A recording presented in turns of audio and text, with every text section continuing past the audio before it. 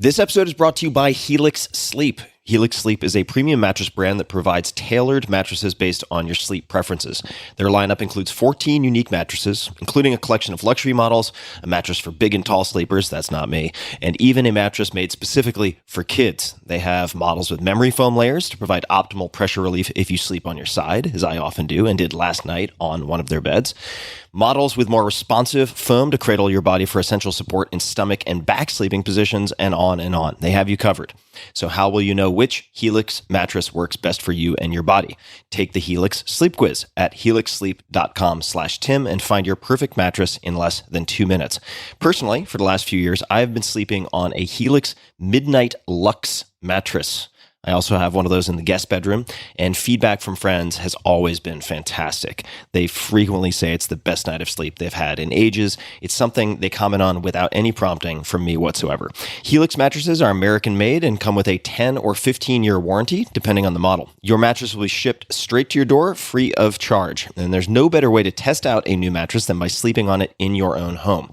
That's why they offer a 100-night risk-free trial. If you decide it's not the best fit, you're welcome to return it for a full refund. Helix has been awarded #1 mattress by both GQ and Wired magazines. And now Helix has harnessed years of extensive mattress expertise to bring you a truly elevated sleep experience. Their newest collection of mattresses, called Helix Elite, includes 6 different mattress models, each tailored for specific sleep positions and firmness preferences, so you can get exactly what your body needs. Each Helix Elite mattress comes with an extra layer of foam for pressure relief and thousands of extra microcoils for best-in-class support and durability. Every Helix Elite mattress also comes with a 15-year manufacturer's warranty and the same 100-night trial as the rest of Helix's mattresses. And you, my dear listeners, can get 20% off of all mattress orders plus 2 free pillows. So go to helixsleep.com/Tim to learn more. That's Helix Sleep, Helix, helixsleep.com/Tim.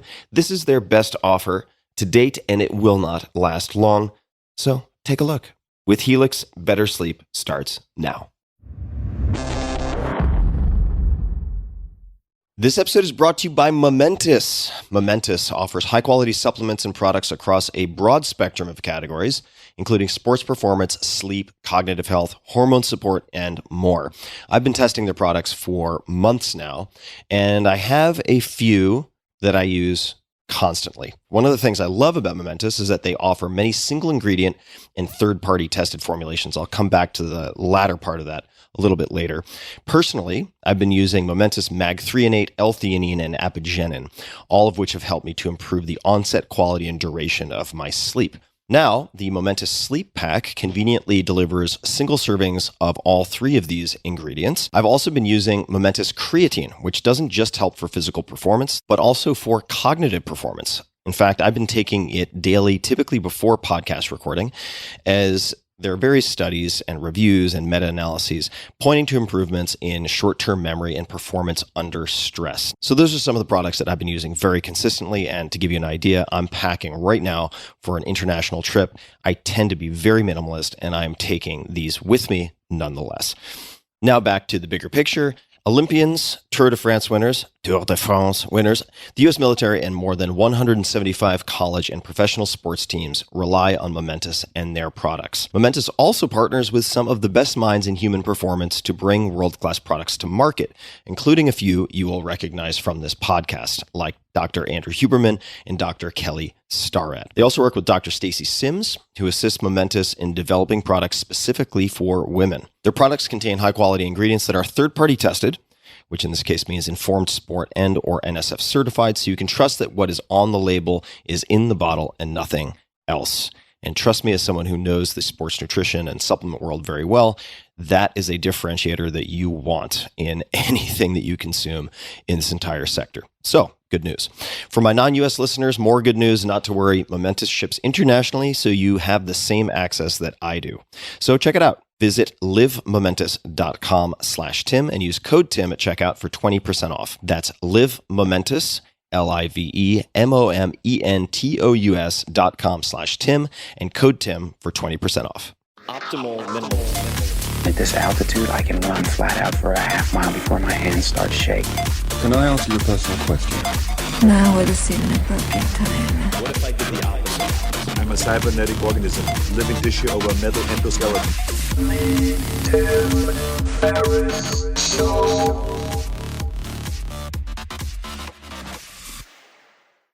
Hello, boys and girls, ladies and germs. This is Tim Ferriss. Welcome to another episode of The Tim Ferriss Show, where it is my job to interview and deconstruct world-class performers to figure out how they do what they do. How do they pull it off? What can you use? My guest today is my friend Hugh Howey. And man, oh man, do I love having conversations with Hugh. I always learn so much. I laugh so much. But who is Hugh? Hugh is the New York Times bestselling author of Wool, Beacon 23, Sand, Machine Learning, Halfway Home, and more than a dozen other novels. His Silo trilogy was recently adapted by Apple TV, becoming their #1 drama of all time. A series based on his novel Beacon 23, starring Lena Headey, also released last year with Season 2 due in March. Hugh's works have been translated into more than 40 languages and have sold millions of copies around the world. He lives in New York City with his wife, Shay. You can find him at hughhowey.com. That's Hugh, Howey.com. And on Facebook, Twitter, and Instagram as Hugh Howey. We talk about all sorts of things. Creative process. We talk about his publishing journey from a small press to self-publishing to hitting the New York Times list with a self-published book to a first-of-its-kind print-only deal with a Big Five publisher. He breaks all the rules, and he is a very original thinker and also a prolific producer of all things. So without further ado, please enjoy this conversation with Hugh Howey. Hugh, so great to see you. Good to see you, man. Yeah, I'm glad we were able to do this in person. And I wanted to say up front, I like to think of myself as being pretty unorthodox in my creative process and publishing, but you are the person in the last year or two who I've called the most for advice, and I've wanted to take out to lunch, ask questions, because you've had such a wild journey, man, on multiple levels. You're like, who can think crazier than me? Yeah. This is a good thing, I guess. Oh, it's great. It's a great thing. We're not going to get to some of the crazy. We're not going to get to the sailing adventures, although I'll probably tease that in the intro. But we are going to talk about creative process. I thought I would start with something that I have a vague recollection of. We were walking in the woods together talking about this, and it was how you structured, and we're going to bounce around chronologically, but how you structured the end of Wool. And I want to say it was related to a bit of creative sleight of hand, taking readers through, emotions. And could you just walk us through, not necessarily giving too many spoilers for people who haven't read the book, but I can do it vaguely, I think. Vaguely, yeah. What did you do there? What was the artistic decision there and the practical decision? Most of what I've figured out as a writer, I've learned as a reader. There's things that tickle me. And this happened before. What I'm going to talk about sounds a lot like the Marvel teasers after the credits. This was before any of that. But I had the same gut feeling that there are some things that you don't want to just turn the page and get hit with, that you really need to ask the reader to step away, have some emotional response, maybe even get upset at me as the author. And then after that pause, have that little extra nugget that they've been waiting for. You want to make them feel like you're not going to get what you want out of this. When they think the story's over, runs to credits. Yeah. I was trying to figure out, well, what can I put at the end of the story that's not part of the story? It needs to be acknowledgments, like thanks to my family and whatnot. It needs to make it feel like the book is over. And what I came up with was an interview, a series of questions and answers. And of course, I'm writing the questions as well. Right. With you. This is a Q&A with the author. Yeah. And I think the last question and answer is, did you write all these questions yourself? And the last answer is yes. So I'm very upfront about it. But it's the first time after spending 500 pages with me that you're spending time with me in my own voice. I didn't mean for it to work this well, but I was intentional about asking for this. One of the questions was, hey, I love this book. How can I help other people discover it and share the word? And the answer was, tell everyone you know about it. Write reviews. Go on Amazon and write reviews. Share it on Facebook. And that year, so what happens? You finish this book. You're happy it's a good book, but there's a little thing that's upsetting you. You read this Q&A and you're like, okay, it's hard to be mad at this guy. He's pretty funny. And then right after you're not mad at me anymore, I give you the thing you really want deep down after that. And it's up to you to find it. and not everyone does. This is after the interview. After the interview. And I think the last thing they remember in this roller coaster of emotions, like they hate me. Oh, this guy's not too bad. Oh my gosh, that's exactly what I wanted. I love this guy. Oh, he asked me to write a review. I'm going to go do that right now. So it worked in a way that I didn't anticipate. It worked so well that the year that Wool came out, it was the most reviewed and highest reviewed item on Amazon, which I didn't find out about until I was at a conference with some Amazon people, and someone on stage mentioned that without knowing that I was in the audience.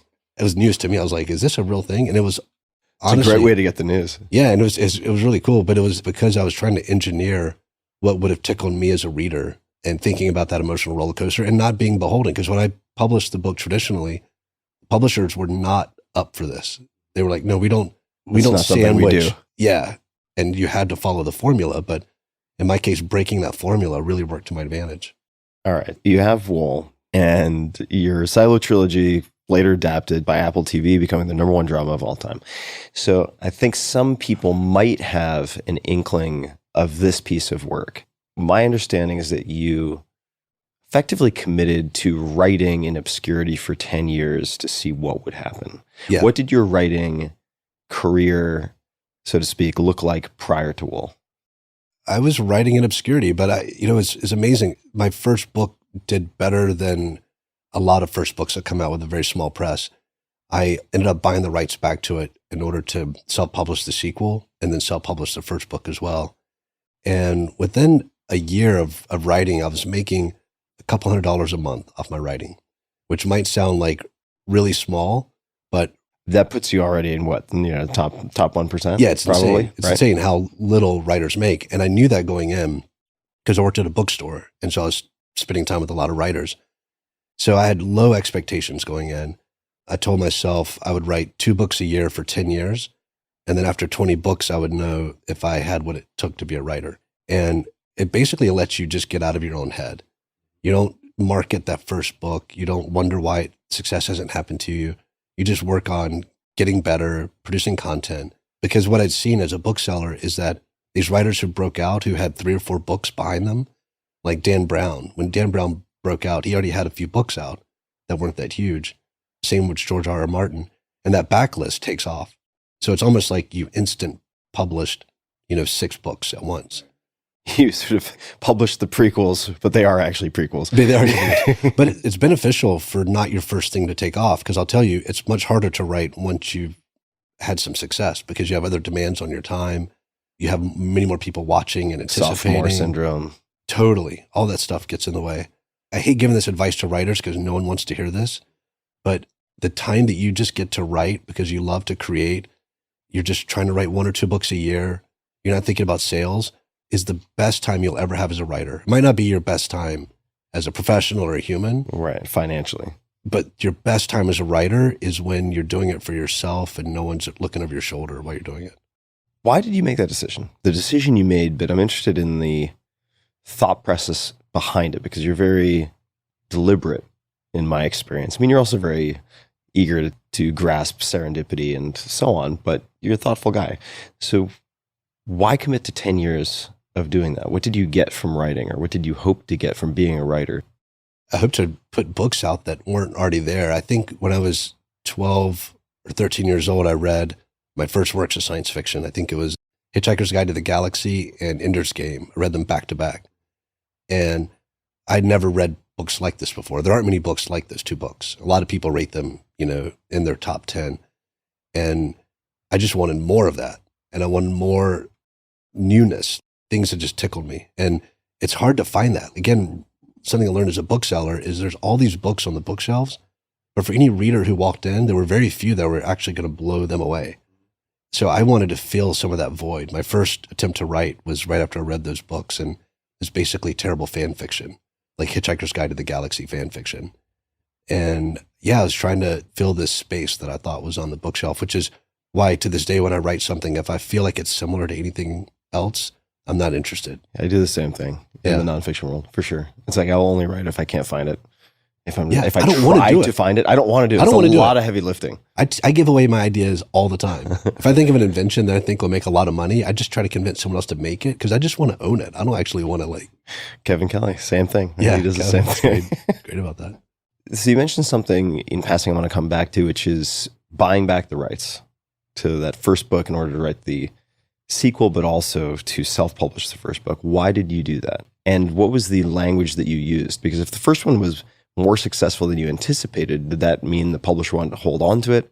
How did that actually happen as far as conversation or negotiation? Yeah, I got really lucky there. So I was going to give my first book away. I was going to publish it on my blog, like a chapter at a time, and just use it to get feedback on my writing while I worked on more stuff.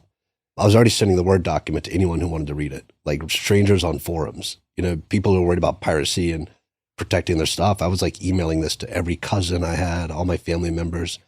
Because what you realize is like, yeah, you spent so much time and energy making this thing you love.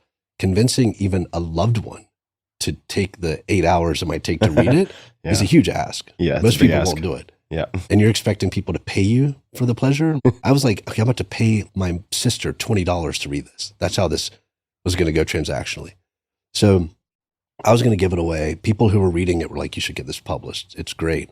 And everyone's dream was to get a publisher. And so I was absorbing that dream secondhand, even though it really wasn't necessarily my dream. My dream was just to get people who wanted to read this to read it. Not even force people to read it, but just anybody who thought this would be a fun story. Here it is.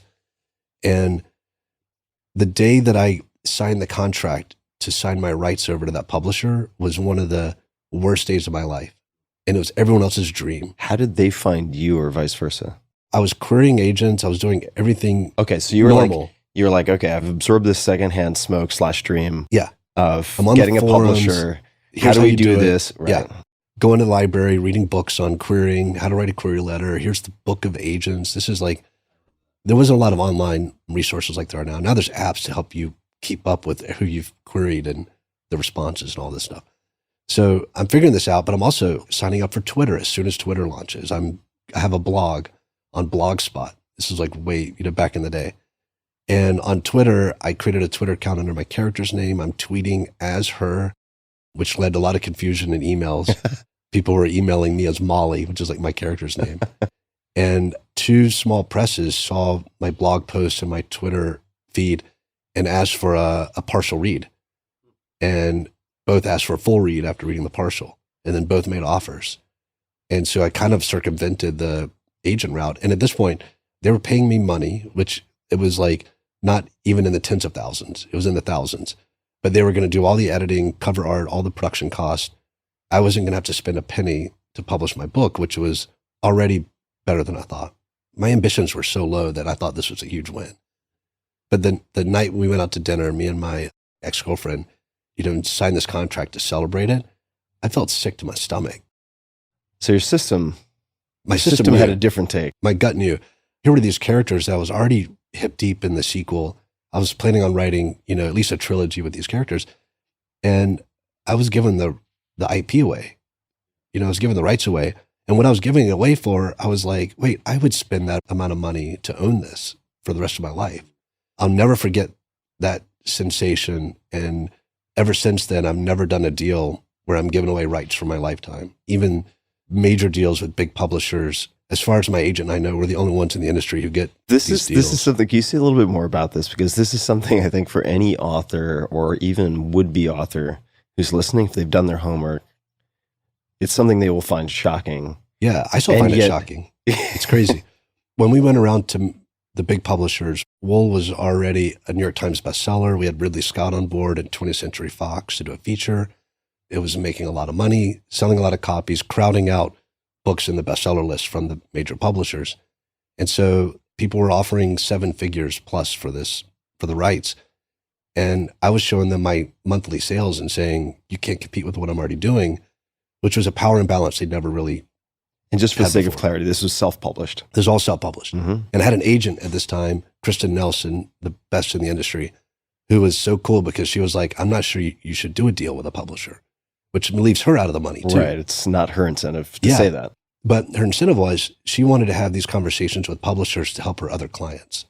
She was like, the deal that I want to get, you will never get because it's too soon. She told me that early on. But we need to start having these conversations so a future author can get this deal. And what we didn't know is that it would change quick enough that we would get that deal. And so we were turning down these huge offers from publishers and we just told them, like, we want to do a print-only deal with a time limit, and I get to keep all the digital rights, all the audio, the rest of the world, but you publish it, the print only, as if it's a major book tours, major distribution, all that. And finally, Simon & Schuster said, we'd rather make some money than no money. And of the big five, they're kind of the smallest, most nimble. So I want to underscore something you said for people who may not be in the industry. The term limit. Yeah, the term limit's the best. Okay, so for most authors who do a book deal, number one, it's all rights. And it's usually world rights. So it's worldwide, and it's all formats. Every format, even formats that aren't invented yet. And in effect, you're handing over the copyright. And you're like, okay, this is yours. And it's for the rest of your life, and then like another 30 years after your death. It's a long time. Like that, yeah. But you did not do that. So what was the time limit, and what happened at the sort of expiry of that period of time? We did a 5-year print-only deal. And so after 5 years, we knew the date we'd get the rights back. A lot of other books, might get your rights back because it stops selling. It goes out of print. But now that there's print on demand and ebooks, it's easy to keep a book in print just to keep the rights. So the book was still a bestseller when we got the rights back. And so we got to go to auction again. And this is where you believe in your work more than a publisher does. I guess Simon & Schuster was like, look, we'll make some money for a year. This fad will go away. And in 5 years, we won't be sad to lose it. And 5 years later, we got to go to auction with all the big publishers, and we'll get to do it again while the TV show is probably still airing, which will be a really unique situation to be in. So you get multiple bites of the apple. I mean, financially speaking, right? Because you get to resell the IP or the individual book every 5 years. Yeah, I get to lease it to publishers. And the good thing is, I'm hoping I don't get a tempting enough offer next time, because I'm dying to self-publish again. I love knowing what's coming in every month, doing price promotions. I love being able to put a new cover on or create new interior content. Like, it's fun to just give new life to the editions. What would you say to people listening who think to themselves, I think rightly so, just based on what we've said so far, well, look, he had a tiger by the tail or a dragon by the tail with wool. He had Ridley Scott. He had all these offers. So he had incredible leverage that I will never have. So the idea of having a time limit is just tantalizing, but out of reach for people unless they have a situation like Hugh. What would you say to them? I thought that about myself as well, so I get that. But what's amazing is that a lot of big name authors who entire publishing houses structure around also don't ask for it, and they could do it. You're the only person I know who has this. And I know a lot of, and you know a lot of very, very, very big authors. And I think there's a bit of a Stockholm syndrome with publishers and authors. And I love my publishers. I've loved all my publishers I've worked with, even the ones who didn't do a great job. I still love working with them because they're book people, and I love book people. But I've always felt like we were in it together. We helped each other get lucky. They didn't do everything for me, and I didn't do everything for them. But I think some authors feel like without that publisher, they wouldn't have had the break. They wouldn't have had the career they've had. Their relationship has always been with the publisher first. My relationship was with readers first. And so that's my bedrock. I always know that the readers and myself were in it together. And publishers can come in and play around, but I don't feel like I need to make stupid business decisions just to thank them for our past relationship. But I think a lot of other authors are in that. But to the people starting out that you're asking about, I think you have to have confidence in your work. You have to write a book that you think one other human will find this the best book they've ever read. It'll be their favorite book, not because it's objectively better than other books, but because it finds the right audience. And most writers I know have this, they feel two things at once. They feel like my work is terrible. I'm an imposter. I shouldn't publish this. There's so many mistakes in it. But deep down, they also think this is going to find the right person. They're going to love it. And I would say when you're trying to believe in yourself, to listen to that voice and make business decisions based on that voice. Make your creative decisions based on the imposter syndrome, because that'll make you be a better writer. But listen to that part of you that thinks this might be amazing, and protect your work with that voice in mind. You also mentioned something that I think will stick out to a lot of folks who have published or who are hoping to publish. And that is that you hit the New York Times list with a self-pub book. A lot of folks would assume that is not possible if they've tried to do their homework, or maybe they've even been told by publishers that it's not possible. And there are some counterexamples. Sometimes they're imprints, But then we get into a bit of a gray area, right? They're like smaller, basically publishing houses within a publishing house, and it's not quite what we would consider self-published, say. How does that work? How do you get the distribution to count? Because the New York Times list specifically is kind of a black box. Yeah. Right? On some level, editor's choice list. There is input from Nielsen Bookscan and stuff, but certainly when I was shopping my first book, I mocked up a cover and I threw a ISBN, the UPC code on the fake cover, which I just grabbed as clip art or some type of, Google searches result. And they were like, oh, is this self-published? Because if so, we're not going to touch it. Yeah. And I would love to hear you just explain how you actually hit the New York Times list with a self-pub book. It's changed over time. Other people have done it. There's been times where quite a few self-published books will be on the bestseller list. It is a curated list. I might get some of these details wrong, but someone did an analysis of New York Times contributors and found that their books were higher on the list than made sense in any other statistical way. Yeah. One of the weeks that I hit the list with Wool, I know what I sold that week, and I know what the number one author, who's a friend of mine, sold the week before. I think I hit the list at like 3 or 5, and it was just the New York Times not wanting me to be number one because my sales were like 3x. So it's not based on sales. It's based on a handful of independent bookstores around the country that are called reporting stores. They do take Amazon into account, but they have a fractional multiplier to discount those sales because those aren't real book sales. Those aren't real book readers, all that stuff. So there's all these weird biases that go into it. I think I hit it because I got lucky that week that the gatekeepers just weren't paying attention. They saw something number one on Amazon and they gave it. But you had retail distribution.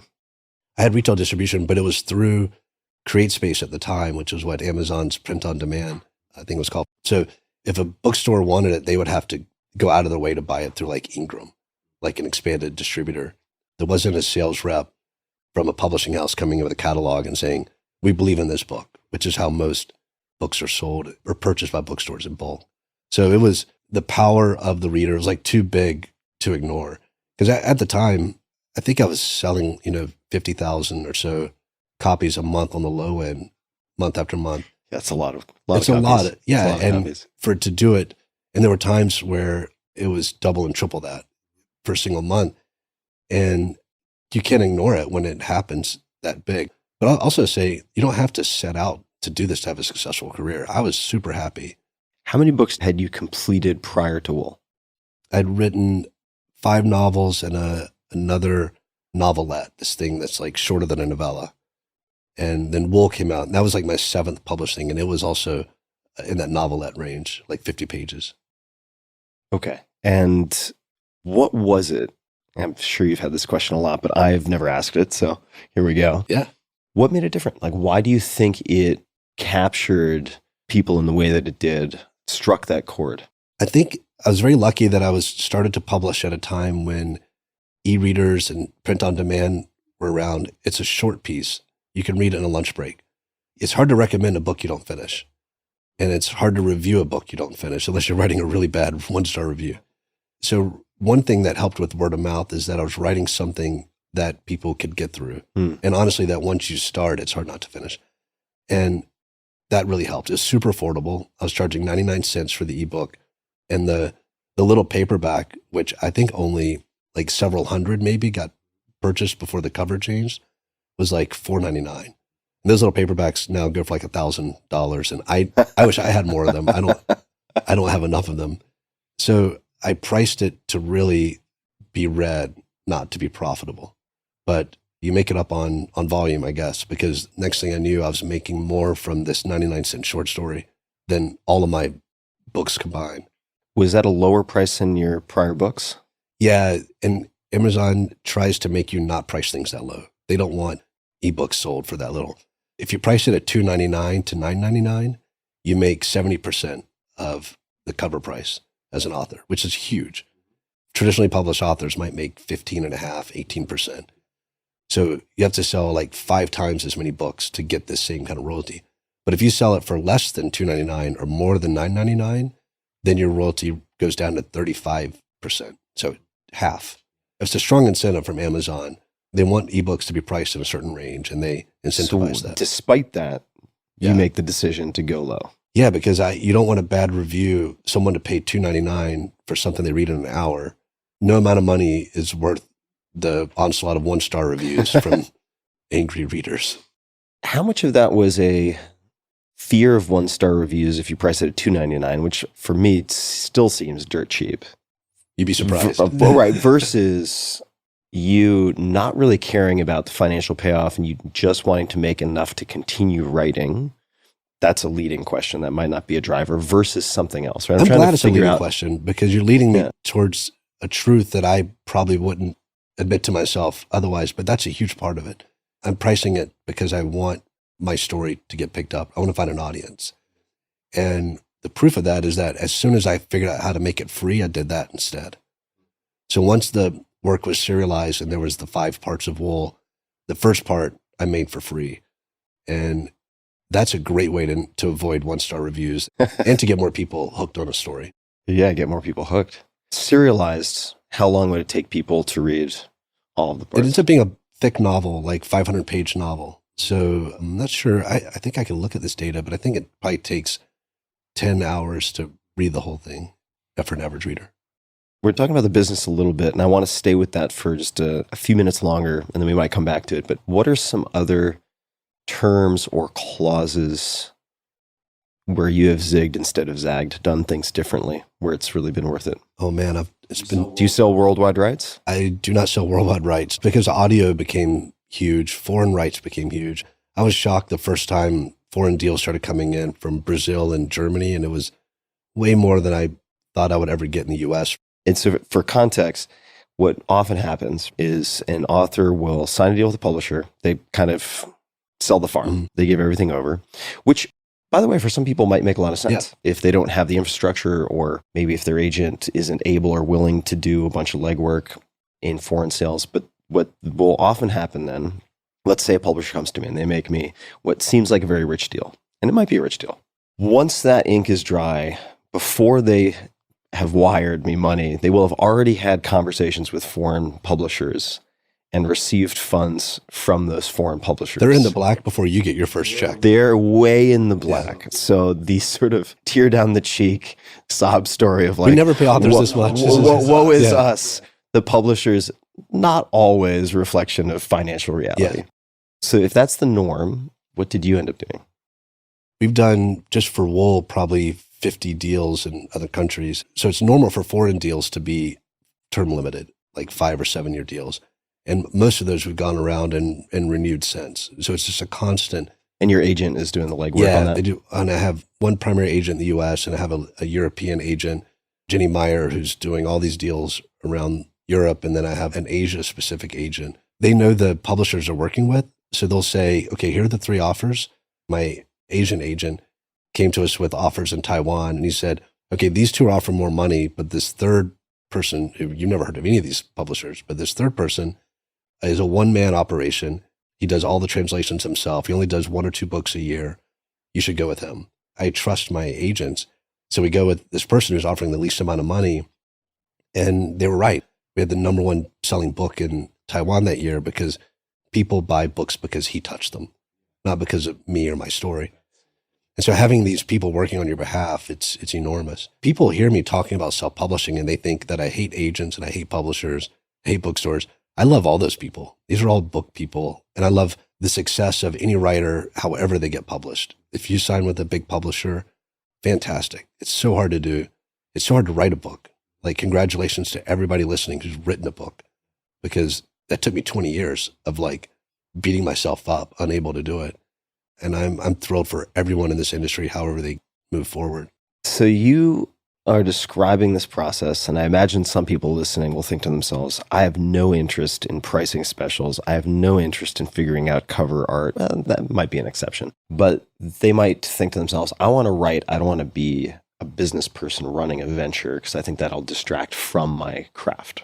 Let's just say. Nothing wrong with that. So if they want to go kind of Hugh Howey innovation light, and I want to go the traditional route, but I want to be smarter than the average bear, what types of things would you encourage them to pay attention to? I don't think you'll have any leverage going the traditional route if you're not self-published already. You need something to bargain with, right? Yeah. And I think when you're making money and leaving them out of it, then you can say, well, I'll cut you in, but these are my demands. And publishers aren't super successful. They aren't great at picking which books are going to sell. Well, it's like venture capital, right? Yeah. It's a power law of distribution. If you can give them a guarantee revenue stream, you have a huge amount of sway. That's a great point. I never really thought about it because you're already ahead of the vast majority of books that they will pay for up front. Absolutely. You're like, here's guaranteed readership. Here are the reviews. Here are the people online who are raving about it. Here are what people in Goodreads are saying about the book. And publishers used to think a book kind of burned out its welcome really quickly. And now they're realizing books have really long tails, successful books. And if you can get an engaged readership on board, it's worth so much money to have like that engaged fandom. To your question, if you want leverage with traditional publishing, if you want to ask for things that will further your rights in your career, you really need to establish yourself in other ways. And it doesn't have to be from self-publishing. Have a podcast that's super successful, a website, a huge following on social media. Something that reduces their perceived risk. That's where you have That's leverage. exactly it. That's exactly it. Just a quick thanks to one of our sponsors, and we'll be right back to the show. This episode is brought to you by Wealthfront. There is a lot happening in the U.S. and global economies right now. A lot.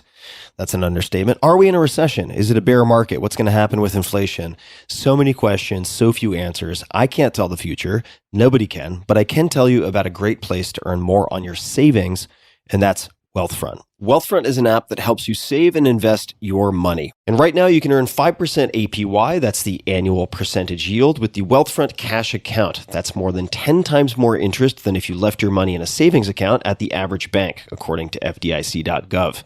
So why wait? Earn 5% on your cash today. Plus, it's up to $8 million in FDIC insurance through partner banks. And when you open an account today, you'll get an extra $50 bonus with a deposit of $500 or more. There are already nearly 500,000 people using Wealthfront to save more, earn more, and build long-term wealth.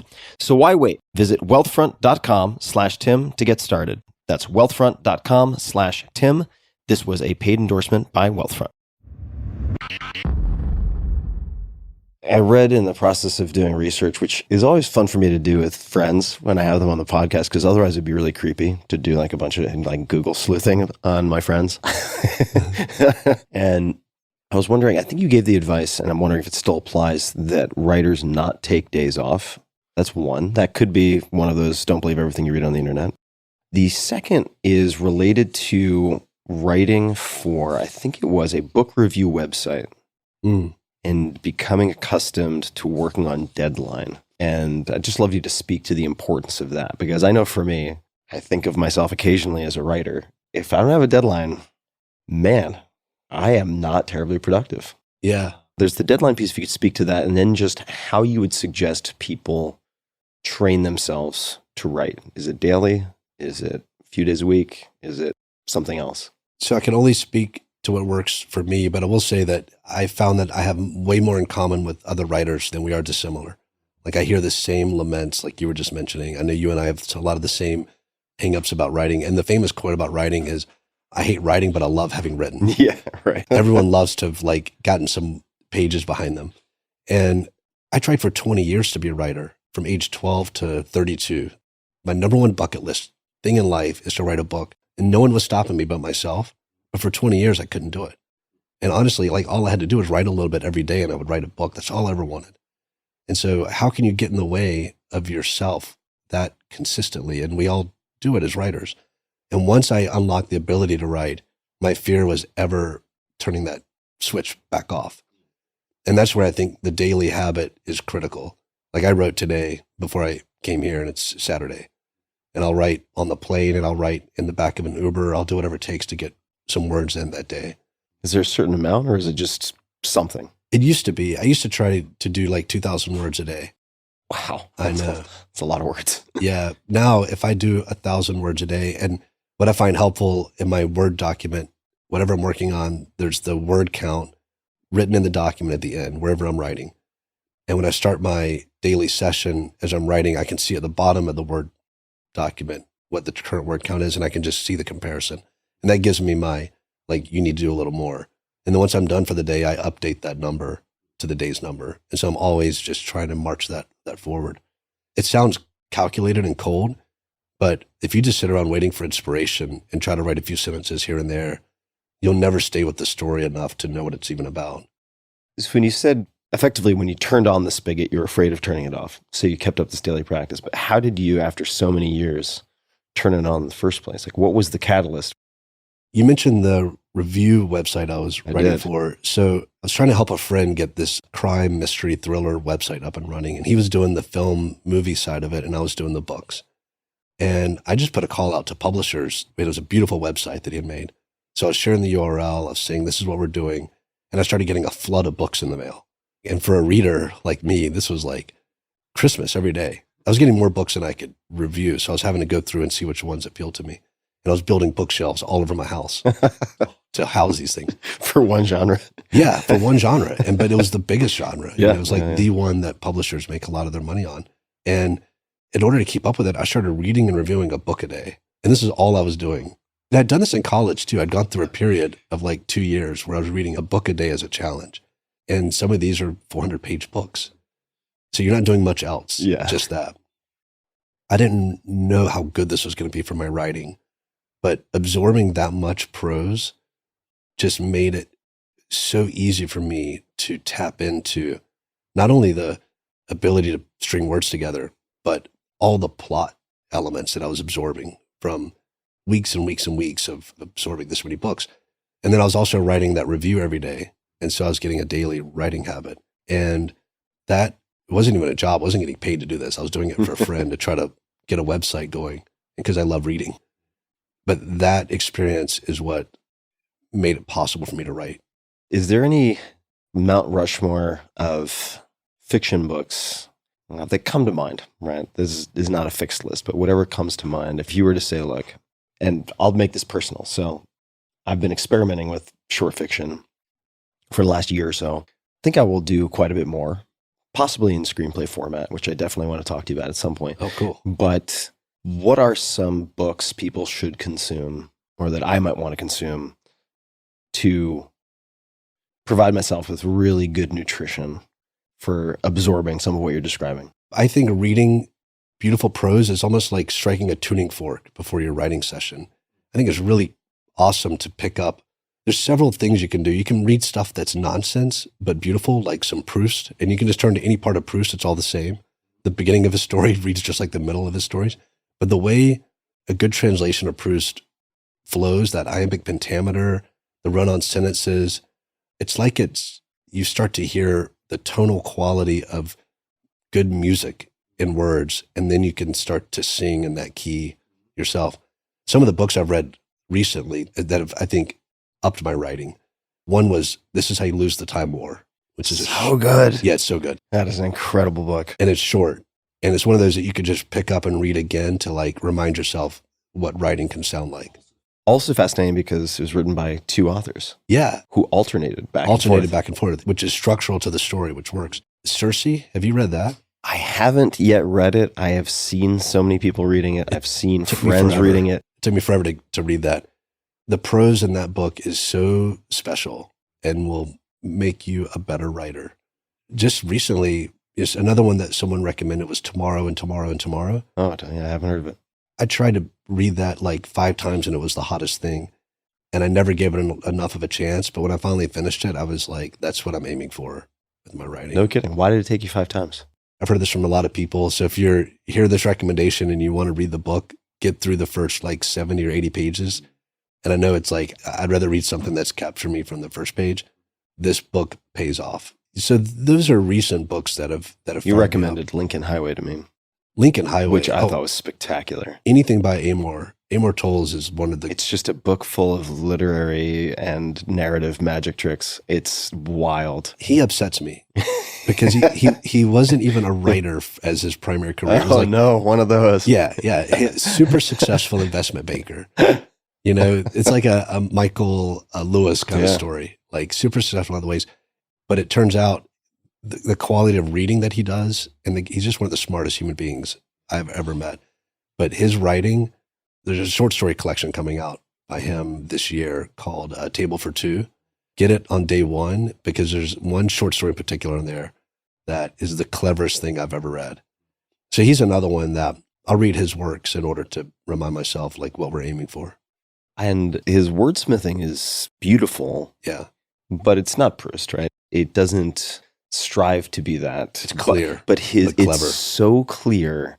And the story arcs and character development and the weaving, right? And he's like sitting at a loom of prose and just like weaving these carpets, and you don't see the finished pattern until after, you say, an hour, and you're like, oh my God, Yeah. I didn't see that coming at all. He's a genius, and he works hard at it. You know, it spends the years and time it takes. That's a level of writing that it's fun to aspire to, but I know I'll never reach. But you have to have like loftier goals than your expected outcome. So update for you, this is just personal. On my side is that, and you have been along for the ride here, I'm working on my first book project in 6 years or so. And I am collaborating with a friend of mine because I had written 72,000 words of this maybe 5 years ago, and then thrown in the towel. I was like, I just don't have what it takes to get this to the finish line, because I recognize I'm seasoned enough. I recognize what it's going to take to get this to where I'll be happy with it, and to scratch that imposter syndrome and actually be satisfied enough that I would put it out in the world. And this friend of mine kept bugging me about it because he wanted to read it. And I was like, well, if you want to read it so badly, You write it. you write it, or you help me write it. Yeah. Get it to the finish line. And it is, so far, we've been working on it for a few months, and inspired by a lot of your stories about collaborating with writing partners on the TV side. Yeah. Has been a blast. It has been so much fun. It has been so much. Isn't it better writing with It someone? has been like, so great. because we destroy ourselves when we do it alone, right? Brutal. It's just being like locked in the padded cell Yeah. with your own mind. And it's been great. The book is not done. It's, who knows where it will go, but it is, I can say at the very least, it is already partially succeeded. And I see that as such a tremendous unlock for myself. That's because awesome. I've been such a solo operator, and the quality's good, right? It's not finished. It's not fully polished, but I was like, okay, this is actually working. And at this point, based on our lunches and conversations, I'm planning on probably doing effectively as much self-publishing as possible, and then potentially a print-only deal. And what I have been surprised by, I'd love to get your take on this. I've talked to a couple of publishers. Just why not, right? Like, I'm friends with a number of people who are You've worked with publishers. them. Yeah, and I've worked with folks. And the idea of a print-only deal, off the table for Really? bigger publishers. Wow. Now, there are some like clever workarounds that I had one publisher who I won't name, but There's like a distribution deal, like a 50-50. well, they do the profit sharing stuff, Yeah. but they want all formats. Yeah. And then there have been options where people have said, look, what we could do is like buy all rights, but then basically give you an exclusive license back for those other formats. So in practice, like, you'll get what you want, but publicly we have to say we got all rights. And that's why they do that. So I can give you some behind the scenes stuff. I want some behind the scenes. Okay. I would love it. Two things that I found fascinating. One, I heard from people in the industry, because I got to know like editors in chief at many of the publishing houses over the years, going to conferences and kind of talking on a business side. I'd even get called in to talk to some publishing houses that I didn't even publish with. And one of the things I heard was a publisher who gave me a print-only deal got phone calls from all the other publishers blasting them Oh, I'm sure. because the deal got listed in like, Sets a precedent. yeah, exactly. So the whole idea that competition exists in the marketplace, it's insane. The contracts all look the same. The terms are all the same. The dollar amounts are all the same. It's like, just as this quick side note, I remember I threw my one and only like event, like a conference. It was like 150 people, super proud of it. Blew all the money that I made on like producing the event. And it was in Napa. And I was like, why do all of these catering services charge $8 a cup of coffee? Yeah. That's a little fishy. They all know, man. So that surprised me that publishers weren't willing to do deals because of the stigma and the social pressure from other publishers. Do the things that they won't do, you know, and get that next Tim Ferriss book when no one else will. That was kind of disappointing, but surprising. One of the things that happened, one publisher gave me a really good print-only deal with a time limit, then made an offer for the sequels and wouldn't give me the same terms for the sequels. So they thought that I was going to be trapped now giving them all the rights. So I was self-publishing sequels while they were publishing the first book, which creates a really awkward, what? I'm so marketing curious. synergy. What leverage did they think they had? Yeah, they had nothing. They thought, I think they thought once I had a taste for the publishing life. Once you had a taste of the high life? Yeah. And Rolling around in your Richie Rich car. I take a pay cut to go with publishers. Eating Grey Poupon. It's like I make less money to do a publishing deal than I do to self-publish. So why do the publishing deals at all? Because you can reach different readers. You might not reach more readers because the pricing will be less appetizing in a lot of ways, but you'll get in different distribution channels. And so it opens up new avenues. It's also, for me, once the money was no longer an issue, because, probably 2 years into my self-publishing of Wool, like I was going to be able to live off that for the rest of my life. Then I can make decisions that were just like, what's creatively fun? I want to work with these publishers because we get to do box sets and special editions and go do a 2-week book tour that I would never organize on my own, but that a publisher has all the infrastructure to set up and do. Book tour. Let's talk about promotion for a second. Where do you fall on promotion? Because I believe after your first book, or it might have been Wool, tell me which it was. It might have been after your first book came out. You started working on your second book, and I want to say your dad maybe was like, what are you doing to promote the first book? Yeah. Okay. Could you my tell dad the- is hilarious. Okay. So could you expand on this?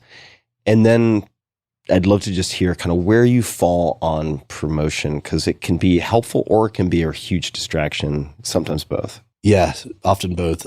My dad was amazing. He didn't know anything about books or book sales or any of that, but he knew every small business owner in the town that he grew up in the town that he lived in Colorado. And when I published, next thing I know, he's got a table in front of like someone's coffee shop, like places you wouldn't expect to see books being sold. And he's driving me around. We'll do like 3 or 4 of these in a day. And I would do this for like the week that I was hanging out with him and visiting. We're supposed to be hanging out, playing gin rummy or cribbage. Instead, we're just doing like these book You're in front of the hardware store with some books. Totally. And you would sit there all day and maybe sell 5 books if you were on a good day. So it makes no sense financially. You're better off spending that day writing. But I will say, if you can find something that you enjoy that counts as promotion, tap into that. And for me, that was engaging with readers on Facebook. I didn't realize this was promotional work until I saw how it snowballed my sales. But instead of, and I've never been comfortable asking someone who's never read my stuff to go read it. I've never pushed my book on people. But what I have done is tried to like engage with people who've already enjoyed it. And I think that it works for me emotionally because I have the feedback loop of my writing is doing something. It's got an audience. I'm getting a little positive reinforcement. So it made me feel less alone. But it also made them talk about my books more on their page or with their friends or family. Other people would see this interaction like, what's this person really jazzed about? And they get curious about it. So blogging, being on social media, putting out little videos, it looks like promotional work, but it was basically therapy for me to feel like I wasn't doing this just by myself and I wasn't all alone in this. Not feeling alone. You've been doing a lot more collaboration in the last, I guess, handful of years. Yeah. Why do that? And what have you found are the keys for you in good collaboration? Personality is the number one thing. If you can just get along with your co-creator and it doesn't feel like your work anymore, you're just having fun. My co-writer in all things TV and film is this guy named Matt Michelatos, who's an amazing author in his own right. Beautiful screenwriter. He's already had some TV and film stuff out there. And we started working together on a script for fun and realized this is better than doing this individually. So now we just do all of our projects together. And spending time with him, brainstorming story and divvying up writing and working on scripts, I forget that it's work. It's so much fun. So let's focus on that last part. How do you work together in the sense that you actually ship things, Mm-hmm. you and your partner ship things. So there must be some process with deadlines and so on. Are you working on multiple projects at once? Do you do one at a time? How do you divvy up responsibilities? Like what does a week in the life or a month in the life look like? We usually have something that needs our attention more than other things. But there was a day a few weeks ago where we pushed 5 projects forward on the same day. These are all TV/film. TV and film, and they all have a good chance of going to the next phase. They'll have momentum behind them. And yeah, that blew our minds. We're like, did we work on 5 things today? Normally it's 1, maybe 2 things. This last week, we got a 2-page pitch out to a studio that was waiting on it, and then went back into a rewrite of a pilot that we're working on, a brand new IP for another major studio. And when you say we went into a rewrite, is one person at the keyboard, not to get too nitty No, gritty nuts about and it? bolts are good, Yeah. because like it's how do you figure this out? We've done both. What we find now is we write an outline, like a rough outline together, brainstorming. Then we write a detailed outline, the kind of thing that you would show a producer. And then once you have that detailed outline, I just feel Act 2 right now. Like I know where that's going to go. We already have all the beats, so we don't have to debate anything. And I'll just be working on Act 2. And when you look up, Act 1's also written, which is one of the best feelings as a writer. It's like having those little gremlins that come out at night and do like all the work. Because your partner's working on Act 1 while you're working on Act 2? Yeah. Mm-hmm. And it's more than a doubling. It feels like you triple or quadruple your output. Also because now you have a deadline. You have a social deadline. They're working, so you have to work, and you're doing the same thing for them. Are there any other mistakes, common mistakes that you see? Because you're known as someone who has experimented with self-publishing. You're known as someone who has tried a lot of things in publishing. So you must get a lot of questions and a lot of stories from various people who are attempting to take on creative projects on some level.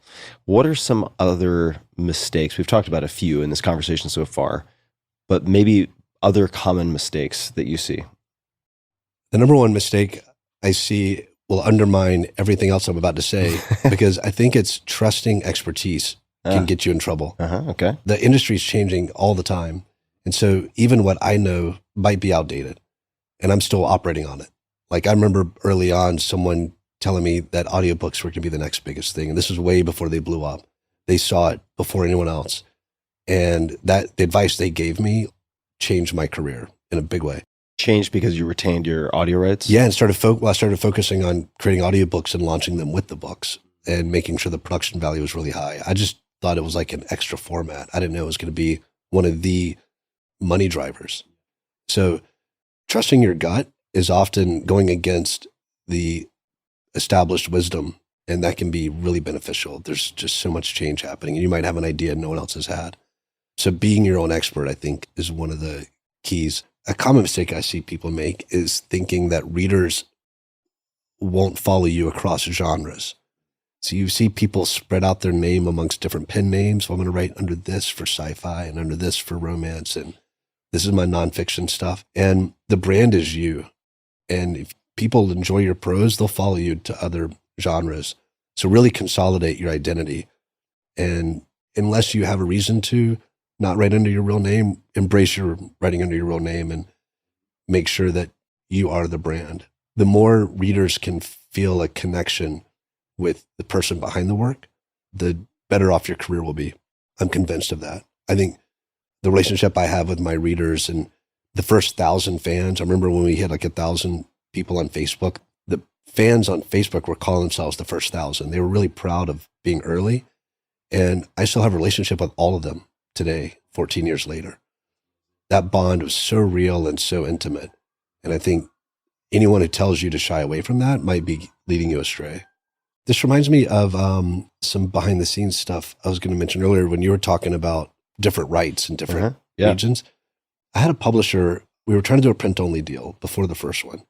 And they were like, no, we will give you $1 million for all the rights, but we won't parcel these things out. And they were talking about how the print was so important. And I was like, well, I'll do the print with you for free. You don't have to give me any money. And they wouldn't do that deal. Okay. Because I was like, I'm making enough money on the ebook. I'll give you the print for free.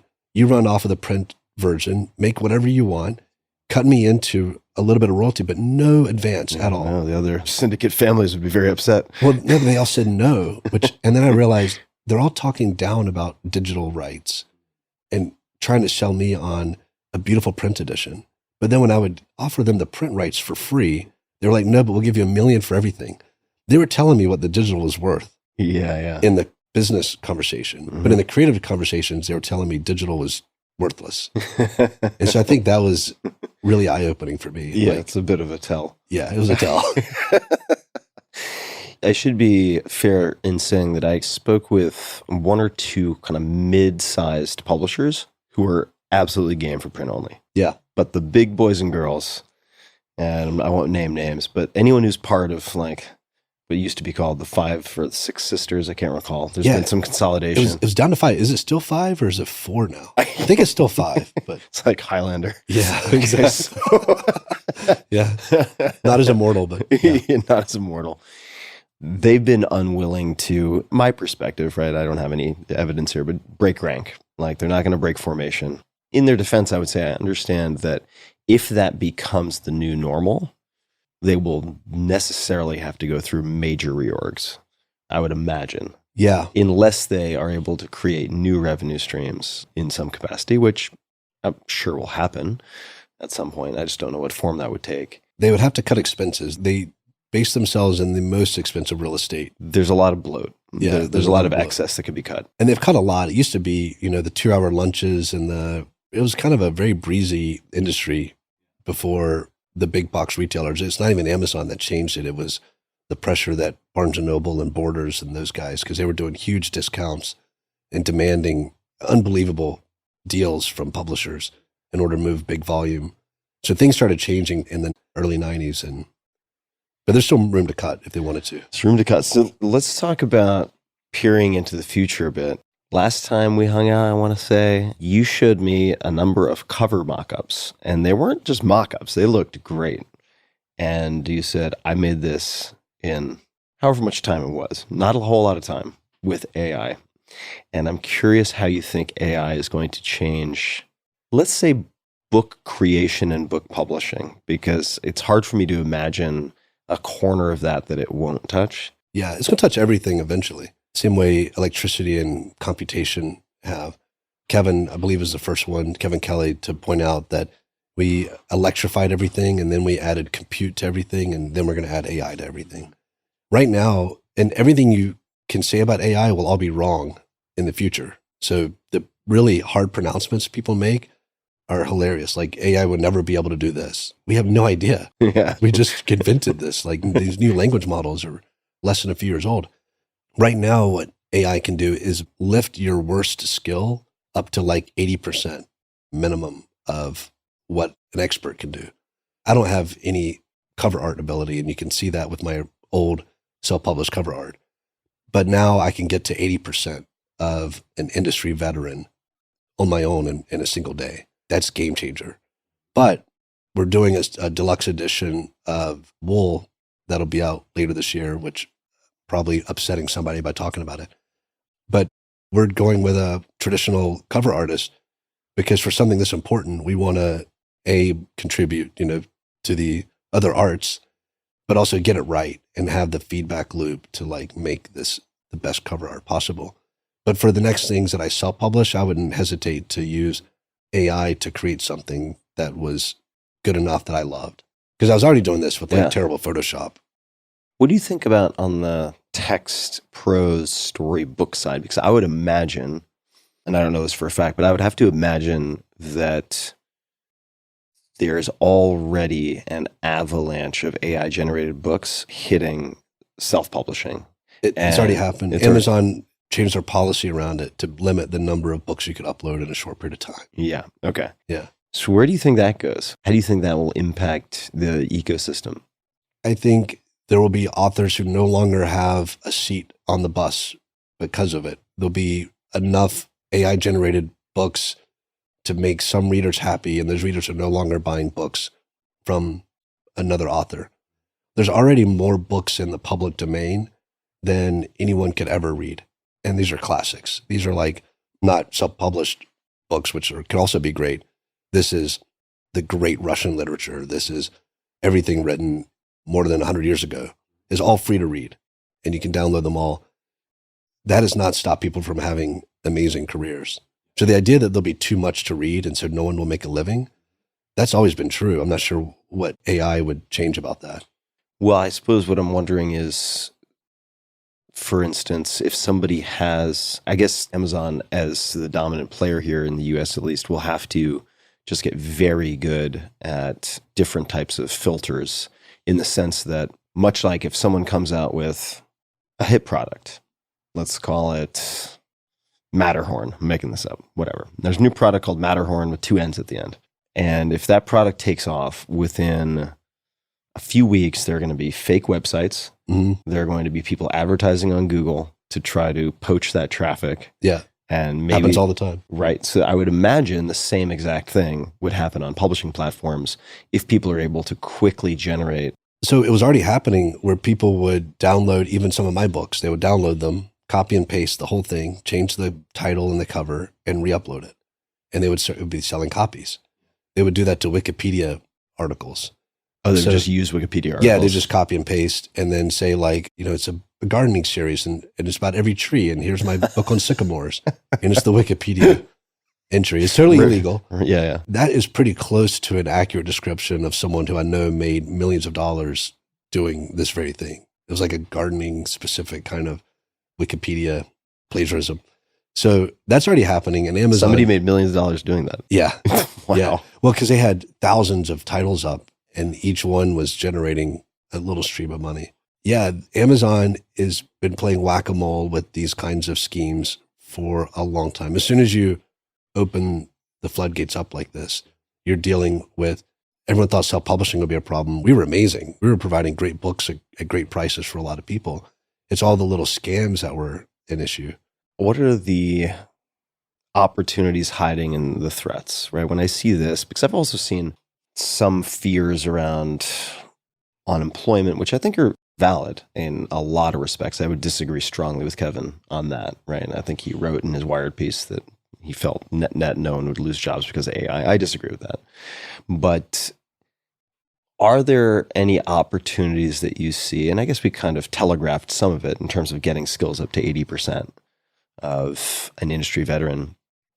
But as you think about all of the noise that's going to be generated and all of the experimentation that's going to happen, which is intrinsically interesting to me, what are some of maybe the opportunities that people might not see or things that come to mind for you? Because I think of, for instance, I'll throw one out there, which is just conquering the empty page. If I could use voice to kind of ramble my ideas, which I'm very good at doing, they come out pretty polished. And I'm like, man, I wish I could have just written that. So many times I'll say something to Matt, my writing partner, and it comes out perfect. And neither one of us are typing. And I'm like, we will never get that back, will we? That is gone. Yeah, no, exactly. So if I could do that into an AI who would clean it up, make a few suggestions, boom, I've just conquered the empty page. Yeah. And now I have something, once I have clay like on the table to work with, now I can work with it. Revising is like so much easier than writing. So much easier, right? Yeah. So that would be one example where I could see AI enabling me to do better, more consistent writing. I'm wondering if other use cases come to mind. Yeah, that's a really good one. One thing I'll say about, go back to Kevin's net unemployment, I think he can be right, but it doesn't make it any easier because net unemployment means a whole bunch of people are losing jobs while a bunch of other people are finding new things to do. And that transition is painful. And we've gone through it many times. So yeah, I would also say that people who are finding new things to do are likely the people who are already employed or most capable to find employment. Whereas a lot of the folks who are going to lose jobs are going to have, I think, a very tough time in terms of reskilling. It's going to be tough. What's wild is how low unemployment is right now and has been for a while all these disruptions are happening. Yeah. So, yeah, all right. Gig economy. I mean, there have been a lot of scares over the last handful of decades. So we'll see. And, last year was supposed to be a recession for sure. And, this year for sure. But all the indicators are pointing in a better direction. I think AI will be one of the biggest challenges we go through. We anthropomorphize our boats and our cars and our mechanical things. But imagine what we're going to do when it's robots and things we're talking to. And it's just now starting to happen. ChatGPT was never really made to be a conversationalist. But some of these, there's one called Pi.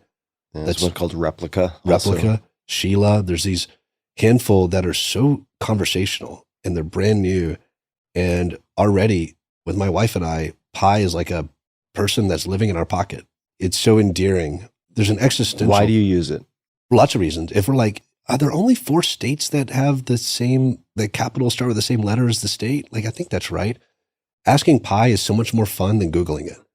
And getting the weather, like if we're traveling to LA, what's the weather going to be like? At the end of this conversation, Pi's like, stay dry. It's just, we're wired to talk the way you and I are talking right now.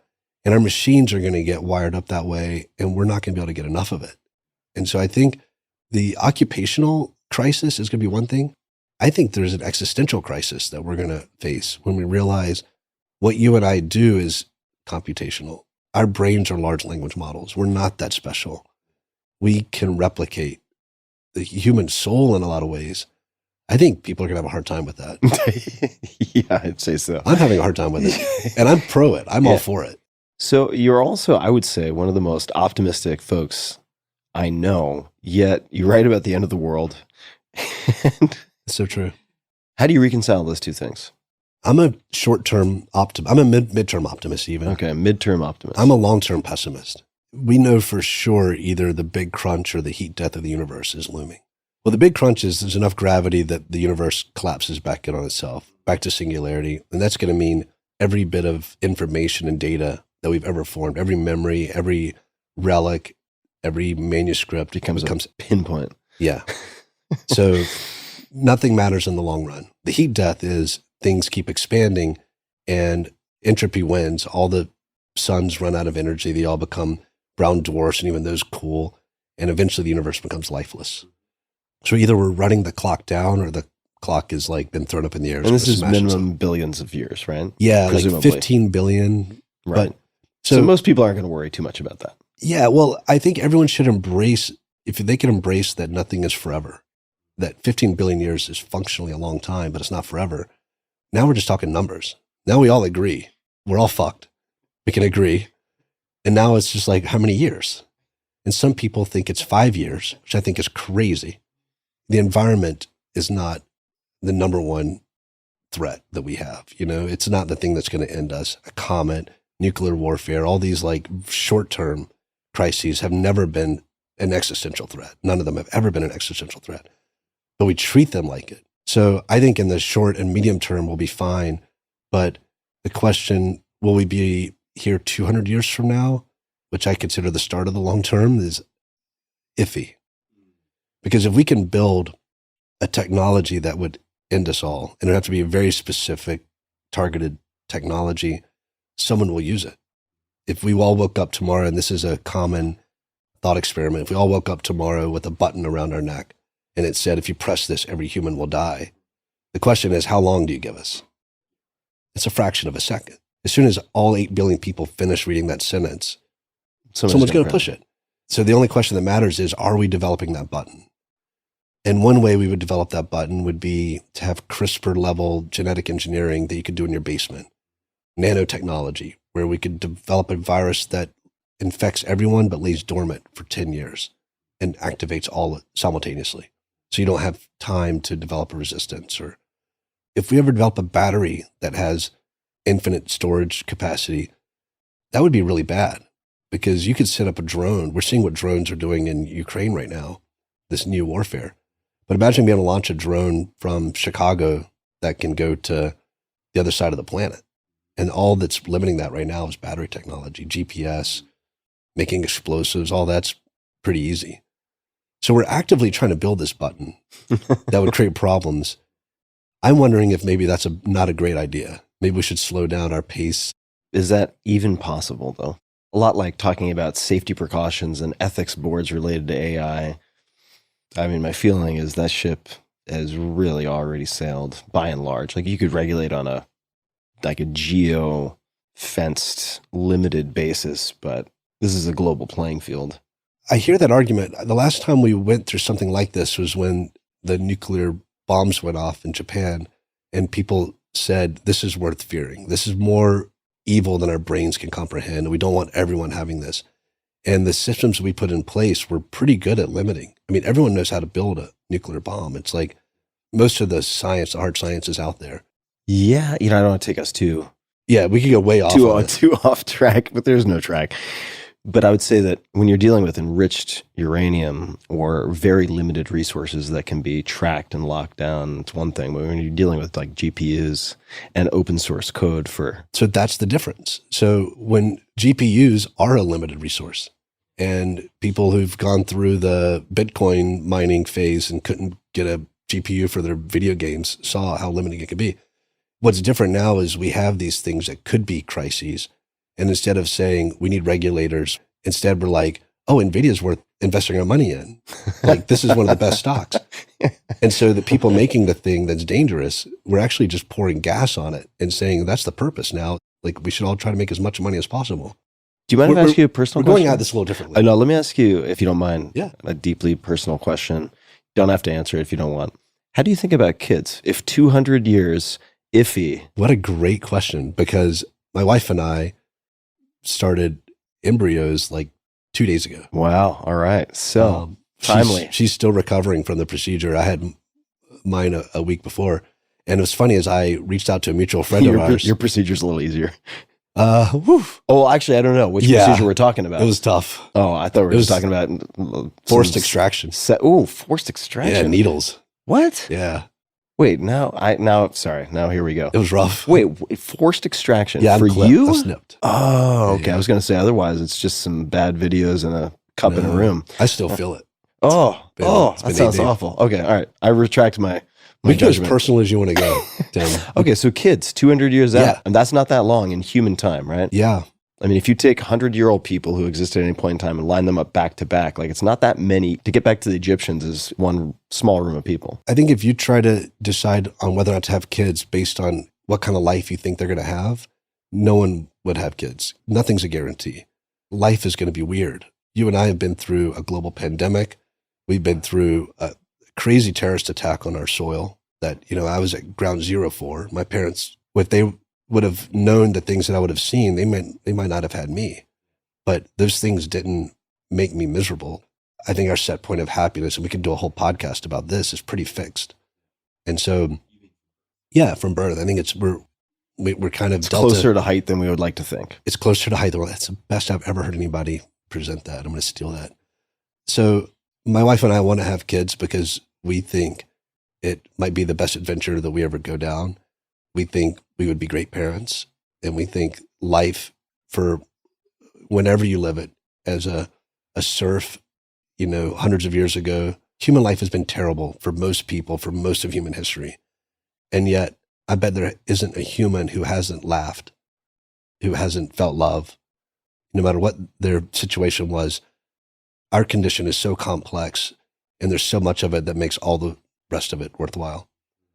So I don't think there'll ever be a time that a human life isn't worth having. I think the numbers, we're no longer having an average of 7 or 8 per couple. So we're over that danger. We're actually going to enter into a much bigger danger, which is a population huge implosion. population crash. I was talking to Kevin recently, and it was actually intended to be a podcast, but it was a walk and talk, and I screwed up the tech and didn't record the conversation. Ended up being a great conversation with Kevin nonetheless. It's one of my favorite things to do is to walk and talk with him. Yeah, and I said, Kevin, is there anything? He said, well, I think this is tractable, and I think this is tractable. I was like, Kevin, I don't think there's anything you think is intractable, so Yeah. we have to state that bias up front. And he said, no, I think I found something. You can hear Kevin's voice saying really? this. He's like, no, I found something. I think that might be intractable. And I was like, wow, tell me, please. This is so exciting.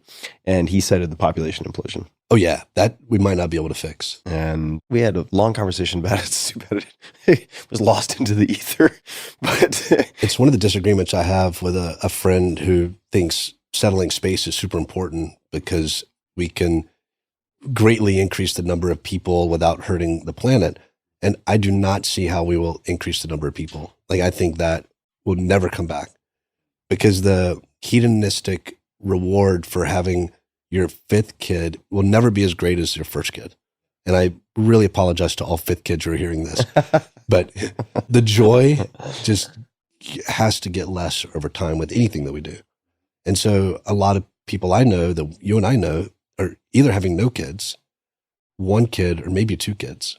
For every couple we know, or 2 single people we know not having kids, we need to know a couple having 4 kids.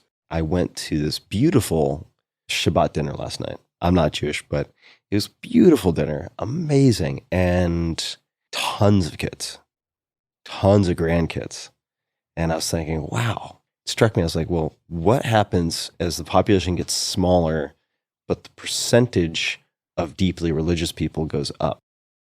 This should happen eventually, right? I would imagine that. I mean, it seems almost inevitable just if you run the numbers, right? So far, the opposite. Like, we're becoming more secular over time. But there's a funny article out there about when we will all be Amish. Because if you just look at the trends, it's statistically 100% certain that everyone in the United States will be Amish at some point. That's only because you're carrying out trends that won't stick around. Right. But it is true that people with more traditional values, one of those being having a big family to instill your values in ever more people, that is going to change the makeup and maybe preserve something that we were losing anyway, because we're dropping religion like nothing. What is your take on religion? So I was militant atheist for a long time, in part because I saw my friend go down a really horrible path, and I won't spend a whole lot of time on it, but I sort of studied up to try to rescue him from basically being inducted into this very extreme cult, which had religious orientation. And I don't know if I've ever talked about this publicly. I got to the point where I could basically match all of his arguments. And he is a very bright guy. He's very well educated, and he just went through a brutal time in his life. And the safety net ended up being this person he met who was like, come to my church, and got inducted into this group, which was pretty sort of theologically weaponized, pretty scary stuff. And we're very vulnerable to that weapon. Yeah, and he and I kind of went toe to toe. I was trying to get him out of this situation. And I won't go into the nitty gritty of it because people lose their minds, as happens. But I figured out the argument that would kind of defeat the last remaining resistance that he had to my position. And when I looked at his face, because I was like edging into it, and I realized like the only thing this guy has in his life right now, you might be taking that away from him, is this religion. And I decided not to do it because I was like, wait a second. It like hit me last minute. I was like, this is actually really selfish of me because I don't have to live his life. Yeah. I've been where you were, and we need justification for the extreme change that we've made in our viewpoint. And so we need someone to agree with us so that we know that we're doing the right thing. I was raised very religious. By the age of 12, I was complete atheist. I told my parents I no longer believe in God. And I went through a period where I was a militant atheist, where I was like, no one else should believe in God either. And I forgive myself for going through that phase because I was young. It was like having to drive in the other ditch for a while because I'd been in another ditch. I now feel like I'm on at least this pretty bumpy road with the ditches on either side of me. And I have so much compassion for people in both ditches. I just don't judge the way I used to. And everyone's trying to figure out the way through life. Any of us could be wrong. And I think we need to embrace that. But whether or not someone is being good to themselves and others is pretty easier to ascertain than whether or not their epistemological system is accurate. So if they're being abusive, if they're not giving their kids room to be creative and curious and pounding their belief system into people before they're old enough to think for themselves, I think that can be really abusive. And I think if you trust in your system, if you trust in your religion, then your kids and people around you will find it as well. You can do it through being a good person. You don't have to do the indoctrination thing that I see a lot of. Same goes for atheism. You know, playing devil's advocate there, I mean, I find captivating the idea that religion has some deep fitness value, evolutionary value, because it's so prevalent, which is not to say it justifies all of the atrocities that can be seen perpetrated in the name of religion. And there's plenty of beautiful things, and many, many beautiful things, music, works of art, you name it, right? Community building. A lot of science, a lot of original science was coming out of. Absolutely. A lot of amazing science. And just the sheer prevalence and persistence over time, despite in some places persecution. Is it like birds building bird nests? Is there some evolutionary inherent drive that is coded into us that leads us to pursue what we label as religion? I don't know. I have no idea. I just find the sheer persistence and durability of it very interesting. It's very interesting. Well, our superstition will never go away. And I think religion is a much more benign superstition than some of the other ones that we've seen lately, these deep conspiracy theories that people lose reality to. Not that believing in religion isn't also losing a sense of reality. But watching the QAnon, some of that was a gap left by a loss of religion, I think. I'm so glad you said that, because I think a lot about, and I'm blanking on the exact writing or speech from David Foster Wallace, but the gist of it is we all worship something. The key is to know what you worship. Right? And that's a good line. And if religion is removed from the picture, you still find people who will like die for CrossFit, die for veganism, die for QAnon, die for fill in the blank, die for atheism. Yeah. Right? Like I know atheists who are the most devout, dogmatic people I've ever met. Yeah. Right. I'd be devastated if God appeared. And like, yeah. I'm the kind of atheist where if God appeared, I'd be like, sweet, I've got questions. Like, can we talk? Yeah. And some of these militant atheists with like capital S, skepticism. And I'm like, wait a minute, you guys have all the trappings of a religion. You just don't have you just don't have heaven. You've got all the trappings. At some point I realized we all serve a purpose, but there's criminality to all these things too. And I think the thing that really should wake us up to the dangers is how many children were abused in the Catholic Church because of a very small arbitrary change of just not allowing your leaders to be married people. It's a filtering mechanism. And so once you see that, make that change. And the fact that the religion is so dogmatic that it can't make a change that will make the lives better of innocent children, that's the kind of thing that's pretty easy to turn people off on religion as a whole for. And it's so easy to change. And that's a frustration.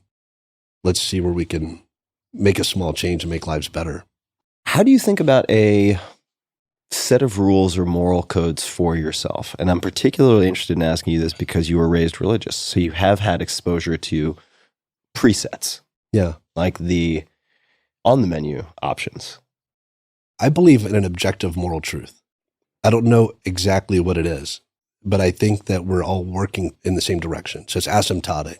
So I don't think values and mores are necessarily subjective and cultural. Why do you believe in an objective truth? Is that just a decision you made to hold that as a belief?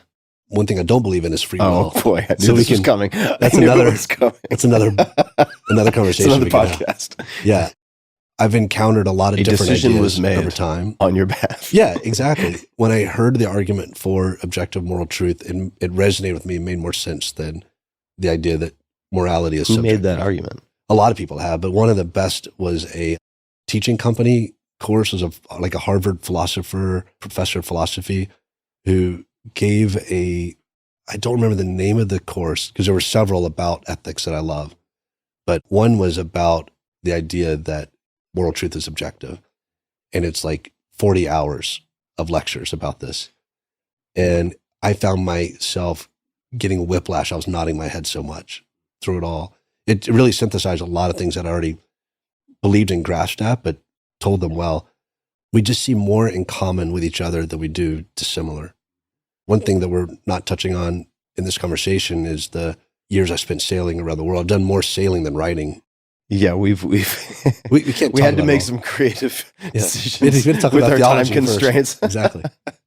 But the thing that I learned visiting all these countries, sailing across the Pacific, going to really remote islands and meeting remote people, is that we're the same everywhere, and we have to be really creative in finding differences to talk about, because the way we love our kids, the way we love each other, the way we laugh, the way we spend our days is so similar that we have to they wear this kind of clothes and we wear these kind of clothes and those are different. But we're both wearing clothes.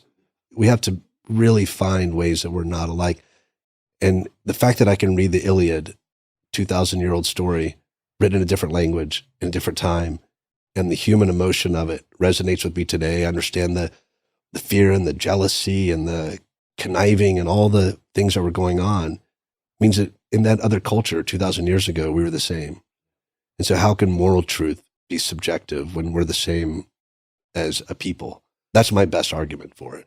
But also, we're just moving in the same direction. We see a step backward here, but the 2 steps forward. We're just heading more and more towards this universal truth where we all want to be treated about the same way in general. And we think the fairest system is that if you treat me in that way, I'll treat you in that way as well. And even when we do the math and we make game theory things, we find this tit for tat game theory algorithm to win out over every other algorithm we can come up with. And it's one of complete fairness, equal retribution, and short memory. As soon as you're nice to me, I'll be nice to you again. As soon as you break the rules, I'm going to put you in your place. And if you cooperate with a tit for tat algorithm, you both benefit completely. And human history seems to reinforce that. And the golden rule, so much of which we find in almost every ethical and religious system, at least some sense of treat others as you want to be treated. I think objective moral truth is right there, and everyone else is trying to cheat that system. We all are, even you and I, are trying to like, okay, how can we believe that, but then get a little bit more out of the system than we're willing to give up? How do we violate the commons just a little bit? And most of our criminality and ethical dilemmas are all coming from us violating our own objective. Deviating from the code. Yeah. I was just going to go into this whole entire new chapter of personal line of questions, but we're starting to descend from cruise altitude, beginning to land the plane. So let me instead, we'll do round 2 sometime. We can have lunch and talk anytime too. Yeah, we can have, well, of course we can have lunch. I forget we're even doing a podcast right now. Yeah, we're going to hang out. We're definitely going to hang out. And I'll ask you the question which relates to your religious upbringing, but I'm going to bookmark that and save it for another time. While we are recording, is there anything else you'd like to talk about? I want to do one of these where I can just get to drill you with questions. Deal. Has someone done that to you yet? You know, I've only done it You've been on other people's. maybe once in recent memory, but it was very specific to, say, predominantly tech with a venture capitalist. So rare. There's so much happening in life right now, like the journey of adapting something into the scope and scale of Silo, which I had a Hollywood friend tell me, like, you got the last one of those deals, right? Because the strikes all happened because these things have gotten ridiculous in budget ways and won't turn a profit. So being in the last wave of that was really exciting, and working with the creative people who made that happen and watching fans just get rewarded for the show being a hit. I could talk about sailing forever, like some of those adventures you wouldn't believe. And the best thing that's ever happened to me is my wife, who you've gotten to know really well. Yeah. And us setting off on having a family. Congratulations, by the way. Which, I was talking to a friend. I was like, what do you think about kids? And he was like, have you listened to my podcast with Tim? Huh. You might know who this is.